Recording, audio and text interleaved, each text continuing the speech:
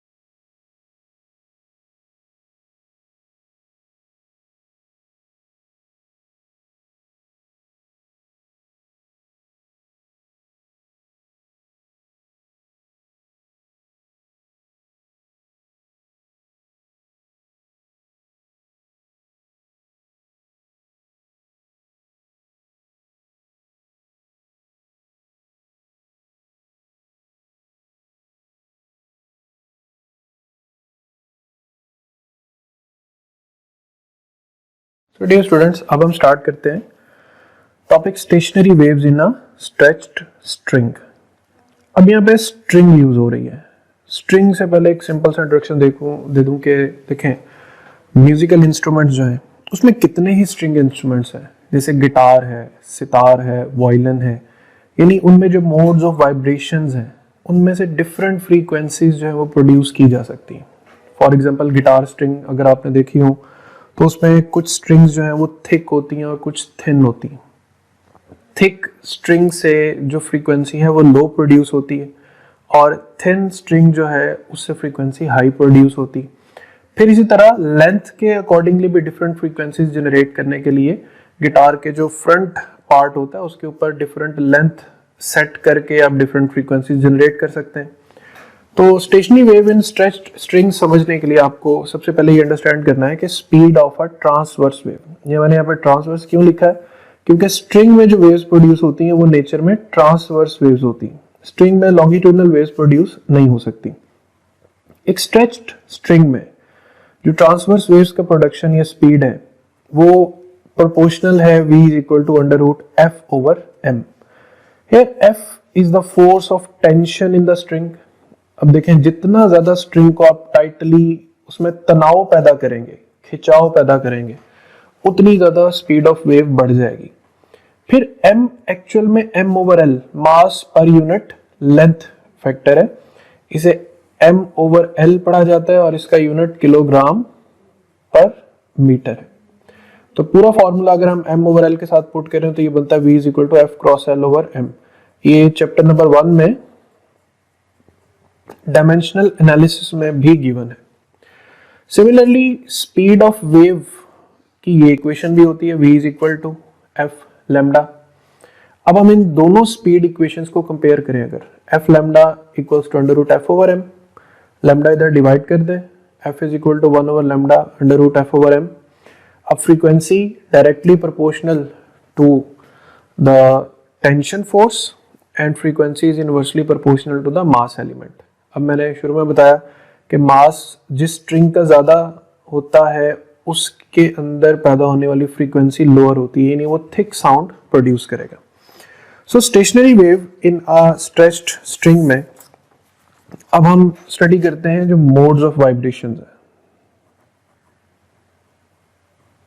Modes of vibration.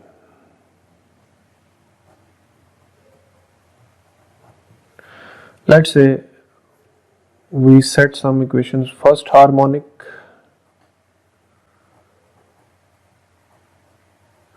then we set second harmonic,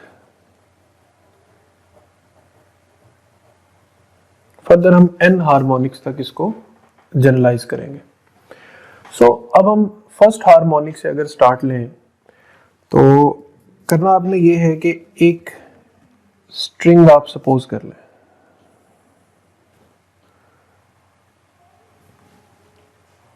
उस string की जो लेंथ है वो दोनों केसेस में सेम रखनी। अब अगर आप इस स्ट्रिंग को नाम दे दें कि इसकी लेंथ जो है वो L के इक्वल है, आप इसको बिल्कुल सेंटर से अगर प्लग करें, यानी सेंटर से पकड़ के थोड़ा सा खींचें और छोड़ दें तो इसमें एक पल्स जनरेट होगी। अब वो पल्स किसी एक डायरेक्शन में ट्रेवल कर रही है। फॉर एग्जांपल ये ट्रेवल करती हुई इस पॉइंट तक आएगी। अब ये डेंस पार्ट है, यहां से रिफ्लेक्ट होगी, मगर रिफ्लेक्ट होगी आउट ऑफ फेज, तो ये आउट ऑफ फेज रिफ्लेक्ट होगी। फिर से डेंस पार्ट है, ये फिर आउट ऑफ फेज चली जाएगी। यानी एक्चुअल में ये हो रहा है कि ये वेव मुसलसल रिफ्लेक्ट हो रही है डेंसर बाउंड्रीज से, लेकिन आपको क्या नजर आएगा, आपको यूं नजर आएगा कि ये जो सेगमेंट्स हैं ये अप एंड डाउन वाइब्रेट कर रहे हैं। अब जैसा मैंने पहले बता चुका हूं कि वो पॉइंट्स जिन पे जीरो डिस्प्लेसमेंट होती स्टैंडिंग वेव में या स्टेशनरी वेव में, उन्हें नोड्स कहते हैं। और नोड से नोड तक जो डिस्टेंस है वो होता है लैम्डा बाय 2। चूंकि ये फर्स्ट हार्मोनिक मैं आपको क्रिएट कर दिखा रहा हूं, इसलिए मैं यहाँ पे लैम्डा 1 लिख रहा हूं। यही से हम इक्वेशन बना सकते हैं कि lambda 1 is equal to 2 times of length, कि जो वेव लेंथ है वो 2 टाइम्स ऑफ लेंथ है। अच्छा, यहाँ पर एक सीक्वेंस बनाने के लिए मैं एक चीज मेंशन कर रहा हूं कि अगर मैं इसके नीचे 1 लिख दूं तो उससे बज़ाहिर कोई फर्क नहीं पड़ेगा। हाँ, आप ये ज़हन में रख लें कि 1 इज रिप्रेजेंटिंग 1 सिंगल लूप, कि एक सिंगल लूप जो बन रही है उसको 1 से रिप्रेजेंट किया जा रहा है। सिमिलरली अब अगर हमें इसी लेंथ में 2 लूप्स क्रिएट करनी है तो हमें फ्रीक्वेंसी पहले से इंक्रीज करनी पड़ेगी। सो 2 लूप्स क्रिएट करने के लिए आप स्ट्रिंग को जो प्लग करते हैं तो इस तरीके से, ये सेकेंड हार्मोनिक की डायग्राम है, ठीक। इसको जहन में रखना है कि नोड से नोड तक डिस्टेंस कितना था, lambda by 2। So let's say L जो है वो लेंथ ऑफ स्ट्रिंग है। अब इसमें 1, 2 और 3 नोड्स बन रहे हैं। नोड से नोड तक लैम्डा बाय 2, फिर नोड से नोड तक लैम्डा बाय 2, लेंथ कंप्लीट हो गई। Now we can write L is equal to 2 lambda by 2। यहाँ पे 2 सेकेंड हार्मोनिक के लिए। चाहे तो आप 2 से 2 को कैंसिल भी कर सकते हैं, अगर कैंसिल कर दें तो फिर हमारे पास आंसर आता है लैम्डा 2। यानी सेकेंड हार्मोनिक वो मोड ऑफ वाइब्रेशन है जिसमें जो लेंथ है वो exactly equals to wavelength हो जाती है। ये एक इंपॉर्टेंट एमसीक्यू बन सकता है यहाँ से। ऑलराइट, सो इस फॉर्मूला से जरा दोबारा कंटिन्यू करते हैं कि 2 उधर मल्टीप्लाई कर देना और 2 डिवाइड भी कर देना। So lambda 2 comes out to be 2L divided by 2। तो फर्स्ट हार्मोनिक का वेवलेंथ का आंसर आ रहा है lambda 1 is equal to 2L by 1। Second harmonic का आंसर आ रहा है 2L बाय 2। अब हम इसी तरह थर्ड हार्मोनिक भी देख लेते हैं कि थर्ड हार्मोनिक में क्या चेंजेस आती हैं। So for third harmonic,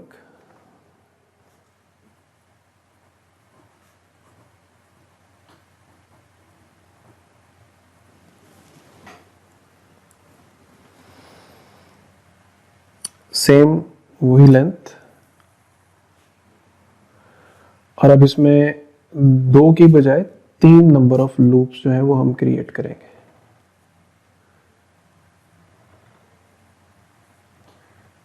ठीक है, node node node and node. ठीक है, सो अब देखें कि जो लेंथ है उसे कैसे लिखा जा सकता है। नोड से नोड तक डिस्टेंस लैम्डा बाय 2, 3 इसलिए थर्ड हार्मोनिक है। फिर नोड से नोड तक डिस्टेंस लैम्डा बाय 2, फिर नोड से नोड तक distance lambda by 2। So length comes out to be 2 की जगह 3 lambda 3 by 2। So lambda 3 comes out to be 2L divided by 3। तो देखिए यहां पर एक सीक्वेंस बन रहा है। सीक्वेंस ये कि lambda 1 came out to be 2L by 1, lambda 2 came out to be 2L by 2, lambda 3 came out to be 2L by 3। Sequence wise अगर हम इसको कंटिन्यू करें तो lambda n will be written as 2L divided by n। तो ये nth wavelength के लिए जो हमारे पास फैक्टर आएगा वो आएगा 2L डिवाइडेड बाय n। अब हम इसी सीक्वेंस को आगे लेकर चलते हैं इन टर्म्स ऑफ फ्रीक्वेंसीज कि as we know that the force of tension is kept constant and the mass per unit length is kept constant, so V is equal to F lambda। V is equal to F lambda। हम इसे V is equal to F1 lambda 1 भी लिख सकते हैं। V is equal to F1 lambda 1, F1 is equal to V over lambda 1, और you can write it as V over 2L। So हमारे पास जो फंडामेंटल फ्रीक्वेंसी F1 बन रही है ये बन रही है V over 2 times of length. अब इस फ्रीक्वेंसी पे आपने तवज्जो रखनी, इसे फर्स्ट हार्मोनिक या फंडामेंटल फ्रीक्वेंसी भी कहते हैं।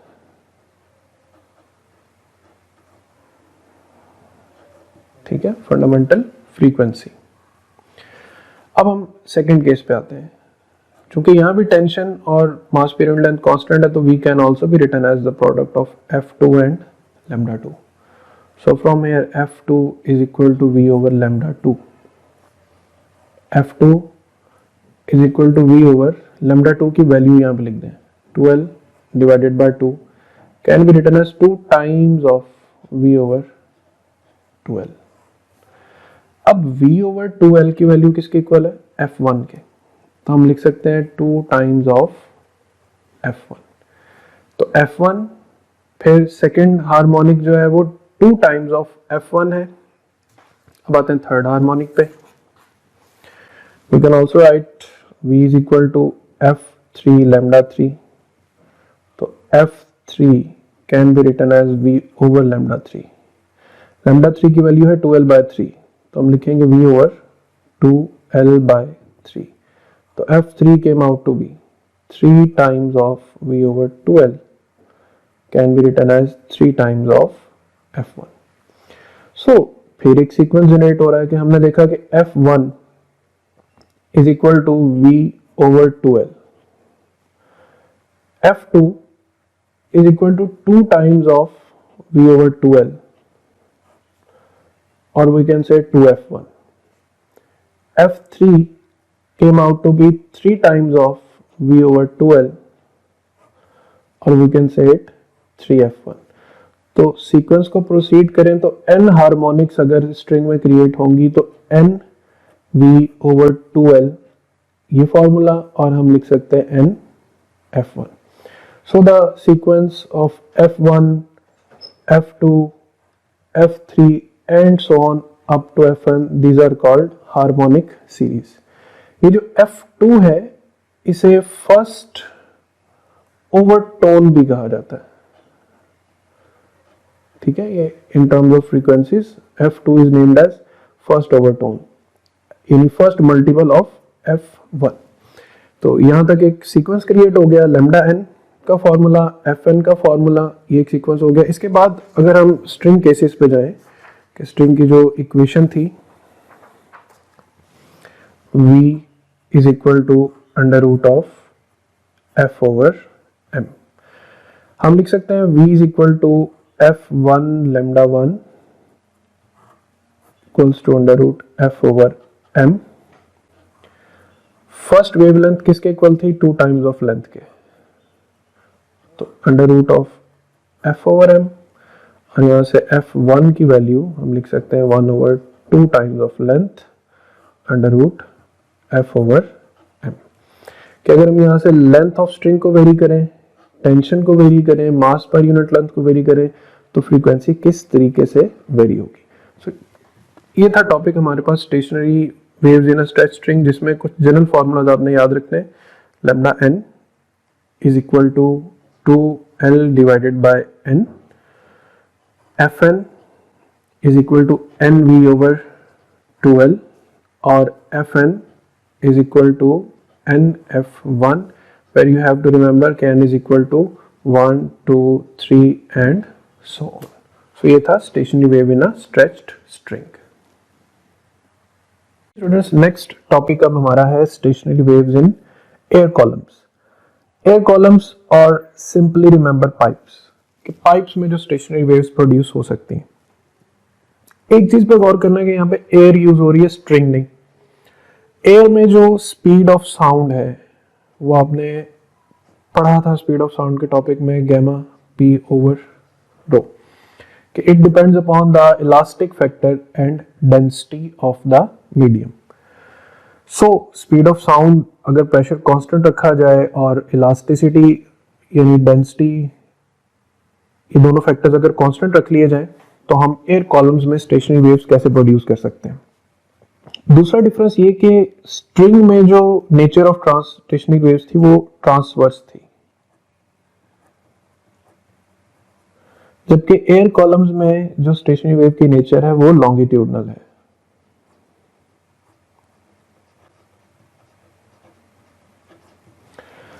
पाइप्स में स्टेशनरी वेव के एक एग्जांपल की जब आप पेन के कैप में सीटी बजाने की कोशिश करते हैं तो एक्चुअल में आप उस पेन कैप में स्टेशनरी वेव्स प्रोड्यूस करते हैं। अब स्टेशनरी वेव्स प्रोड्यूस करने के लिए सबसे पहले आपको ये समझना है कि कितने तरह के पाइप्स में स्टेशनरी वेव्स प्रोड्यूस की जा सकती हैं। पाइप की एक टाइप यहाँ पर दी है ओपन एट बोथ एंड्स, ऐसा पाइप जो दोनों तरफ से ओपन हो, जैसे बांसुरी है, बांसुरी में दोनों तरफ होल्स होते हैं, दोनों तरफ ओपनिंग्स होती हैं। और एक है क्लोज एट वन एंड, यानी वो पाइप जो एक एंड से क्लोज हो और एक एंड से ओपन हो।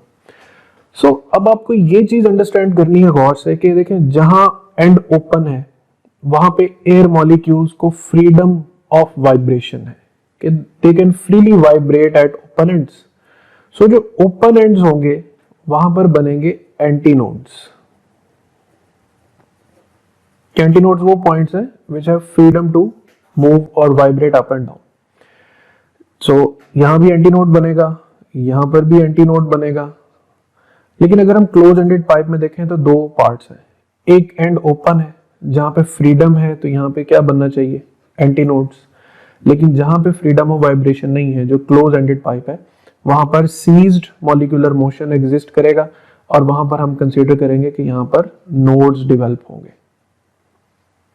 ऑलराइट, सो ये दो कंसीडरेशंस लेकर चलनी है कि आपने ओपन एंड पर एंटीनोड्स डिजाइन करने और क्लोज एंड पर नोड्स डिजाइन करने। फिर इस टॉपिक की डेरिवेशन में हम ये देखेंगे कि जो ओपन एंडेड पाइप्स हैं उसमें तमाम हार्मोनिक्स एग्जिस्ट करते हैं।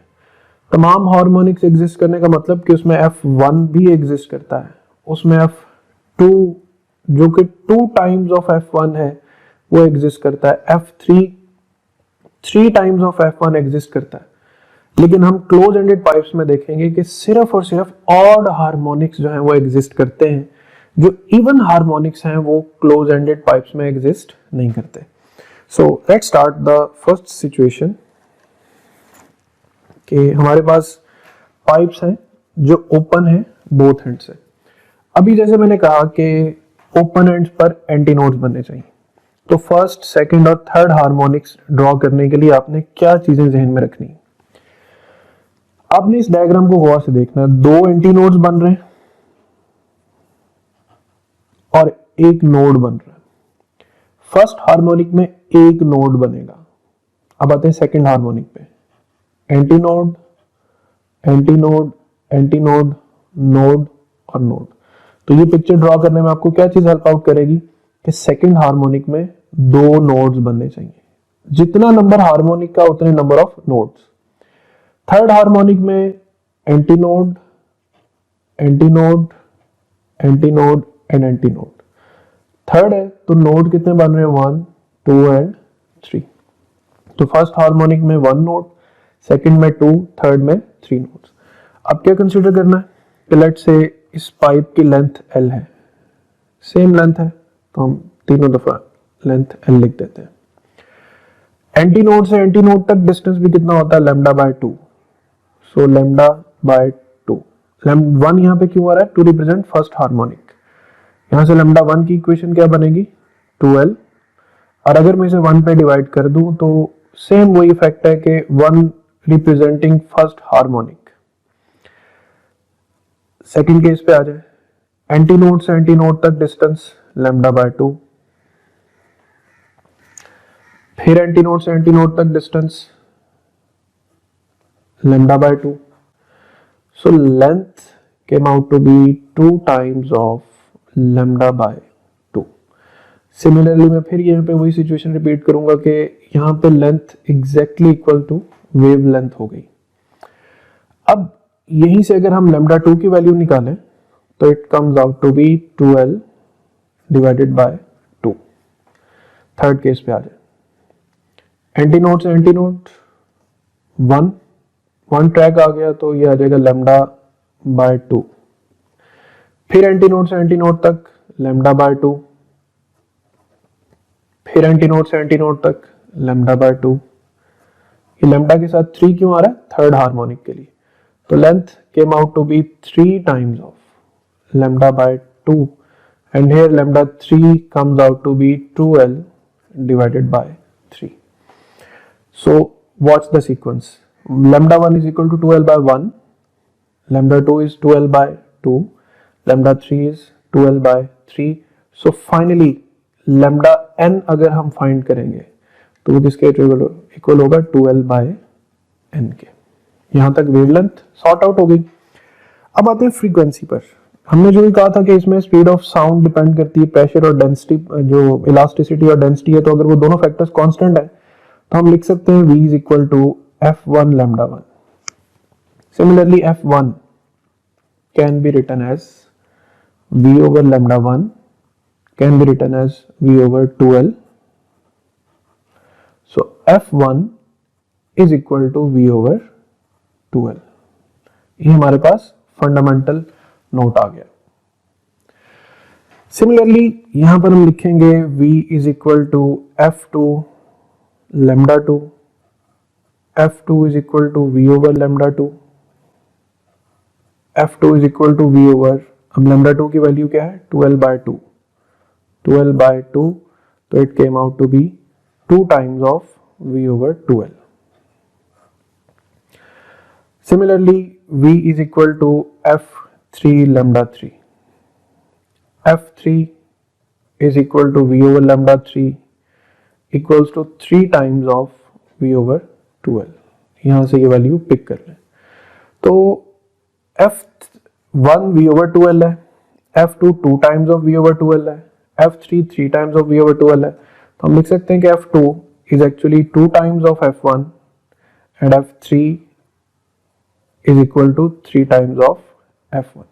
तो देखिए कोई भी हार्मोनिक इसमें मिसिंग नहीं है. f1 भी है, 2 times of f1 भी है, 3 times of f1 भी है.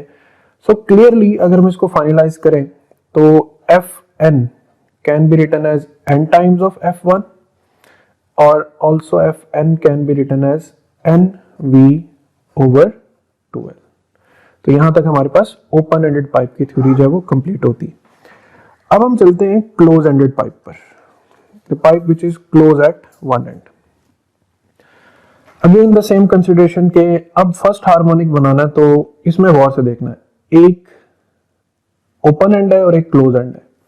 तो एक एंटी नोड बनेगा और एक नोड बनेगा. सो फर्स्ट हार्मोनिक में एक ही एंटी नोड है, एक ही नोड है, यानी नोड और एंटी नोड की तादाद बराबर होनी चाहिए. अब देखिए सेकंड हार्मोनिक है, एंटी नोड नोड और नोड. तो देखिए सेकंड हार्मोनिक में दो ही एंटी नोड्स, दो ही नोड्स. थर्ड हार्मोनिक के लिए anti node anti node anti node, node node and again node distance. अब इसमें कैलकुलेशन थोड़ी सी डिफरेंट है, लिहाजा गौर करना है कि लेट्स से पाइप की लेंथ L और लेंथ L है. एंटी नोड से नोड तक डिस्टेंस लैम्डा बाय 2 नहीं होता, लैम्डा बाय 4 के इक्वल होता है. ठीक है. और यहां से लैम्डा 1 की वैल्यू क्या आएगी, lambda 1 will be equal to 4 times of length. यहां पर भी सेम उसी तरह, चूंकि फर्स्ट हार्मोनिक है तो 1 लिख लेते हैं, 4l बाय 1 आ गया. इसी तरह अब नेक्स्ट चलते हैं कि सेकंड हार्मोनिक में एंटी नोड से नोड तक डिस्टेंस लैम्डा बाय 4, फिर नोड से एंटी नोड तक लैम्डा बाय 4, फिर एंटी नोड से नोड तक डिस्टेंस लैम्डा बाय 4. ये ट्रैक्स देखने 1 2 3, जितने गैप्स उतने टाइम्स ये लैम्डा बाय 4 का फैक्टर ऐड हो जाएगा. तो length is 3 times of lambda by 4. From here lambda 2 can be written as 4l by 3. Sequence यहीं से अंडरस्टैंडेबल हो जाता है कि lambda 1 है 4l by 1, lambda 2 आ रहा है 4l by 3. अब यहाँ पे 2 नहीं आ रहा, यही 2 मिसिंग हो गया. नेक्स्ट गैप्स देखें, पहले 2 3 4 और 5 गैप्स हैं, तो 5 मर्तबा ये फैक्टर ऐड करना है. लैम्डा बाय 4, लैम्डा बाय 4,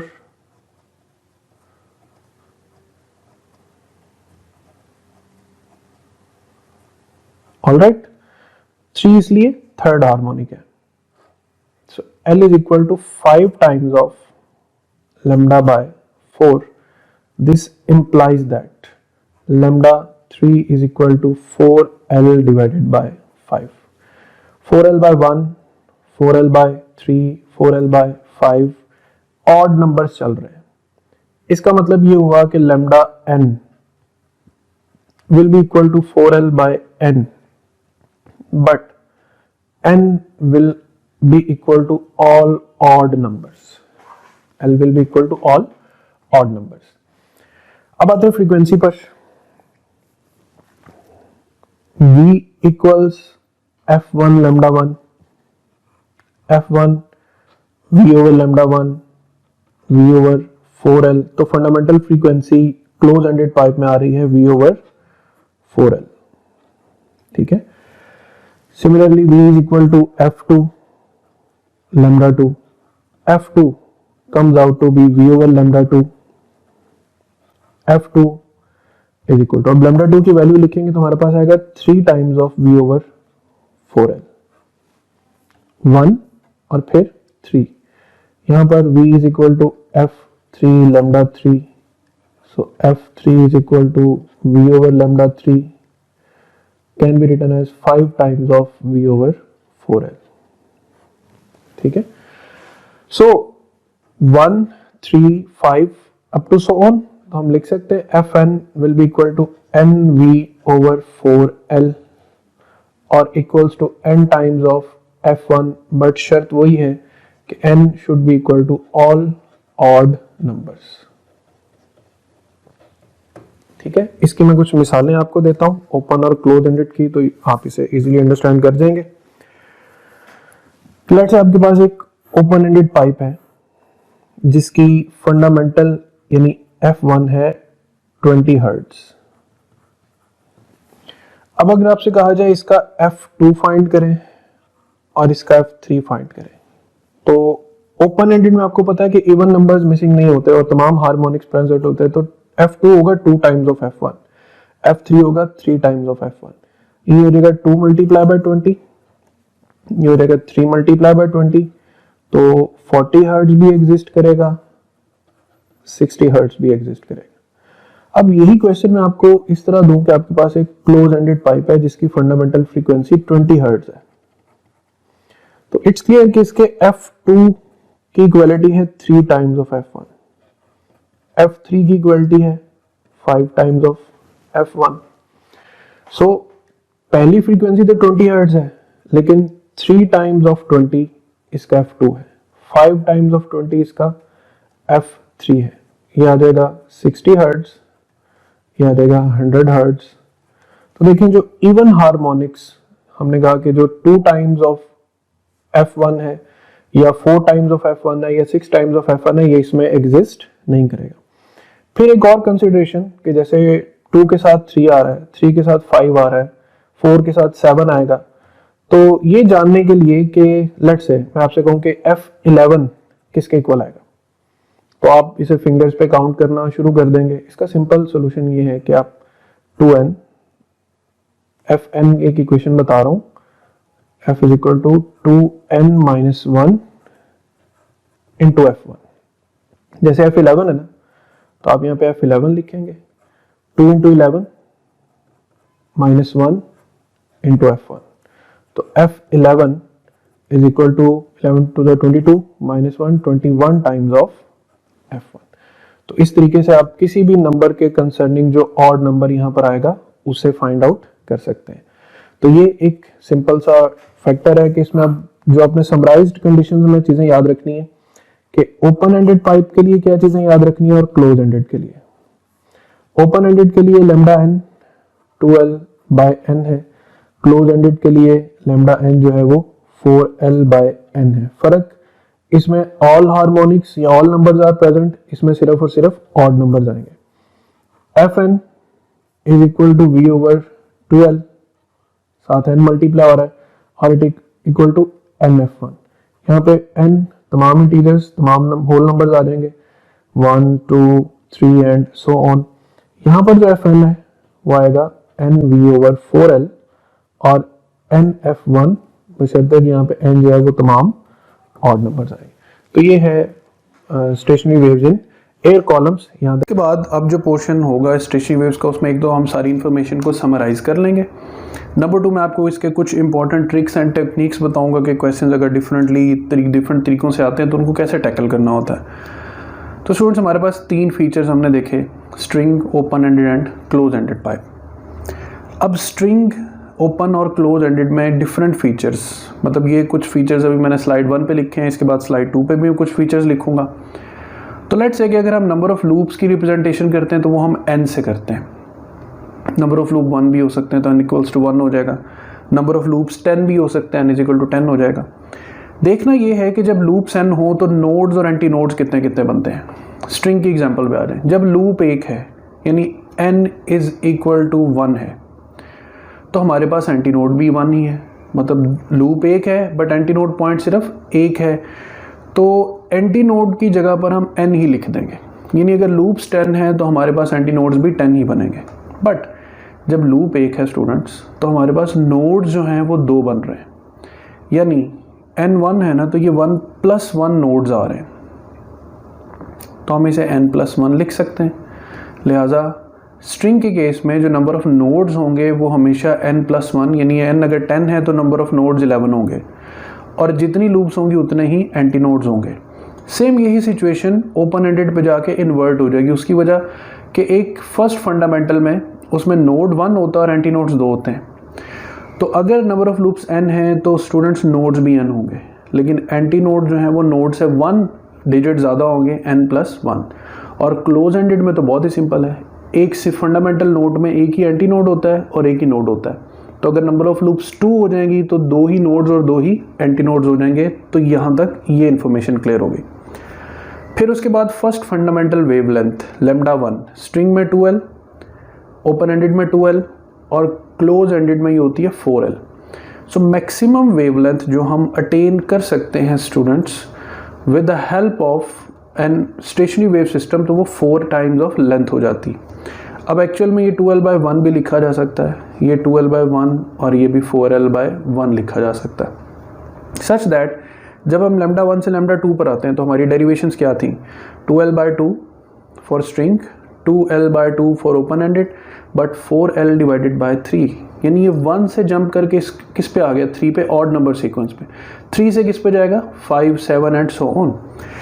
सो इसी पैटर्न को देखते हुए हम λn बनाते हैं 2l/n, where n is identified as simple numbers 1, 2, 3 so on. Open ended में भी 2l/n, n identified as 1, 2, 3 and so on. But जब क्लोज एंडेड हो तो 4l, अगर आप लिखेंगे ना 4l/n तो it means n should be 1, 3, 5, 7 and so on the odd numbers. But अगर आप यही वाले नंबर्स यूज़ करना चाहें और क्लोज एंडेड के केस बनाना चाहें तो फिर 4l/2n - 1 लिख दें। फॉर एग्जाम्पल अगर मैं आपसे कहूँ कि what would be the value of λ4 in closed ended pipe, तो आप लिखेंगे λ4 is equal to 4l divided by, अब ये वाला फीचर यूज़ करें, 2 × 4 हो जाएगा 8 -1, तो ये हो जाएगा 4l डिवाइडेड बाय 7। तो अगर आप सिंपल नंबर यूज़ करते हैं तो आप ये वाला फार्मूला भी यूज़ कर सकते हैं। इसी तरह आगे कुछ फीचर्स पे चलते हैं। अब आ जाएं स्टूडेंट्स, अब आ जाएं इसी केस पर कि जब हम स्टेशनरी वेव्स को फ्रीक्वेंसी के मीनिंग्स में पढ़ते हैं, तो वही नंबर ऑफ लूप्स को हमने n से रिप्रेजेंट कर दिया। अब इसमें स्टूडेंट्स जो f1 फंडामेंटल फ्रीक्वेंसी, पहले उसका जनरल फार्मूला v/2l, v/2l और क्लोज एंडेड के केस में v/4l हो जाएगा। अच्छा, अब यहाँ पर एक f1 मैंने एक अलग तरह से लिखा हुआ है। स्टूडेंट्स स्पीड ऑफ वेव की इक्वेशन होती है v = f λ। स्ट्रिंग में स्पीड ऑफ वेव की इक्वेशन होती है √f/m, और एयर में जो स्पीड ऑफ साउंड वेव्स की स्पीड होती है √γp/ρ। हम इन दोनों फार्मूलाज को पिक कर लेते हैं, एक जनरल सा इंट्रोडक्शन दे देता हूँ। दोनों की इक्वेट किया तो हम लिख सकते हैं f1 λ1 is equal to √f/m। अब यहाँ से λ1 उधर डिवाइड करेंगे, और पिछली स्लाइड में या आपने टॉपिक में देखा कि λ1 किसके इक्वल होता है, 2l, तो f1 is equal to 1/2l √f/m। So it means हम f1 को in terms of tension and mass per unit length भी लिख सकते हैं, f1 हो जाएगा 1/2l।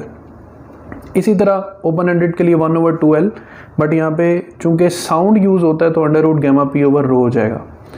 यहाँ पर भी साउंड यूज़ होता है तो साउंड की स्पीड यूज़ हो जाएगी। अब यहाँ पर कुछ फैक्ट्स पे आ जाए स्टूडेंट्स, ये जो स्ट्रिंग है थोड़े बहुत टेम्परेचर वेरिएशन से स्ट्रिंग को कोई फ़र्क नहीं पड़ता, लिहाजा आपने याद रखना है कि टेम्परेचर वेरिएशंस का कॉन्सेप्ट हम स्ट्रिंग पे अप्लाई नहीं करेंगे। अब आते हैं हम अगर speed of sound in air पे, तो speed of sound in air जो है स्टूडेंट वो directly proportional to square root of temperature होती, और टेम्परेचर 1 डिग्री भी बढ़े तो स्पीड ऑफ साउंड पे फ़र्क पड़ता है। तो चूंकि ये फंडामेंटल फ्रीक्वेंसी का फॉर्मूला है, अगर आपसे पूछा जाए एक ओपन ऑर्गन पाइप की फंडामेंटल फ्रीक्वेंसी F1 है, अगर रूम का टेम्परेचर बढ़ता है तो क्या फंडामेंटल फ्रीक्वेंसी पे फ़र्क पड़ेगा? आप कहेंगे यस पड़ेगा, क्योंकि टेम्परेचर बढ़ा तो स्पीड ऑफ साउंड बढ़ेगी। स्पीड ऑफ साउंड इंक्रीज़ की तो ऑटोमेटिकली फंडामेंटल फ्रीक्वेंसी भी इंक्रीज़ कर जाएगी। तो दोनों केसेस ओपन और क्लोज एंडेड चूँकि स्पीड ऑफ साउंड पे डिपेंडेंट है, लिहाजा ये पॉइंट आपने याद रखना है।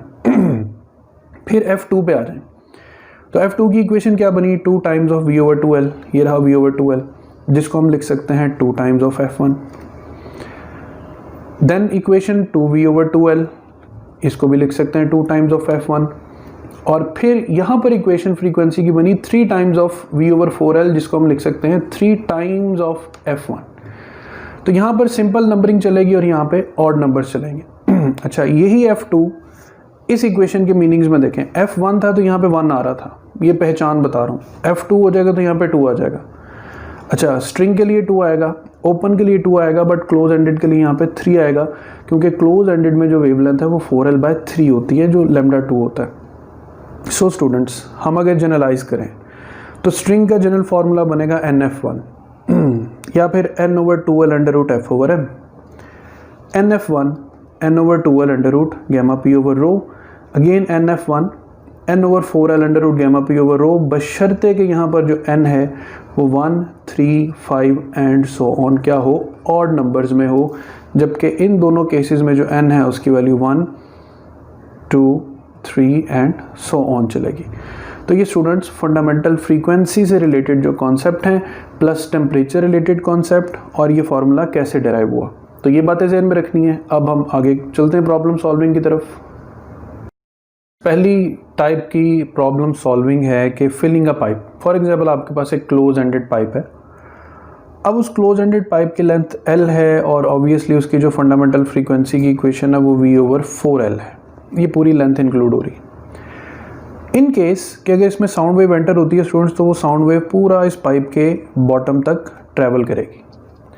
बट अगर आप इसमें कोई लिक्विड फिल करना शुरू कर दें तो वो लिक्विड आहिस्ता आहिस्ता एक सरफेस क्रिएट करेगा। लेट से वो यहाँ तक सरफेस क्रिएट कर लेता है। अब अगर साउंड वेव एंटर होगी ना स्टूडेंट्स, तो वो इसको डेंसर मीडियम कंसीडर करके यहीं से रिफ्लेक्ट होकर वापस चली जाएगी।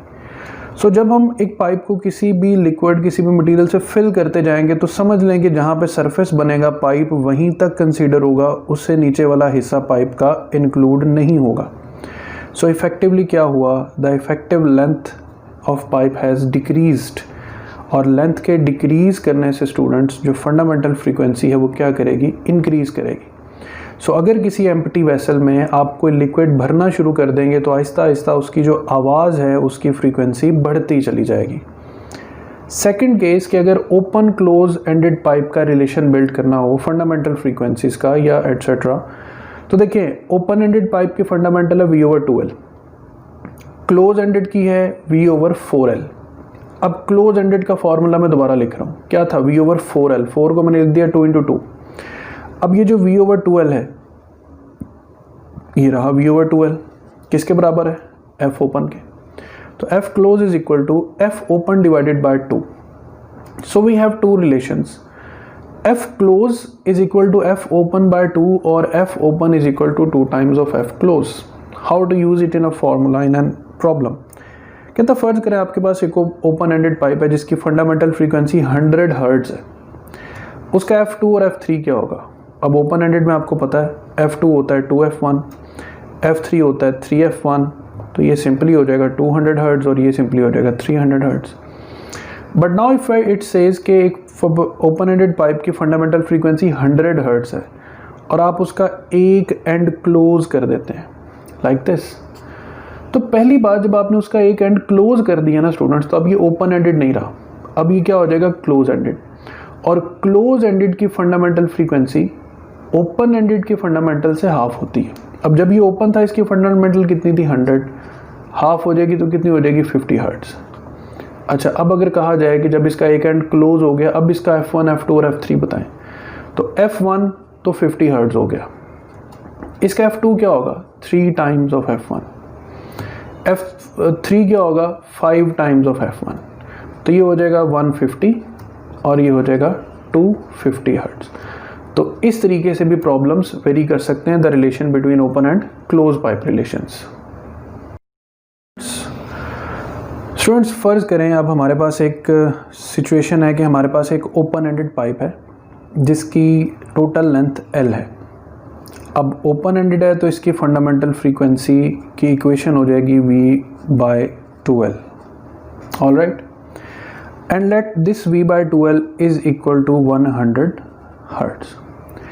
हम क्या करते हैं कि इस पाइप को उठाते हैं और उठा के हाफ वाटर में डिप कर देते हैं। लेट से हमने इसको हाफ वाटर में डिप कर दिया।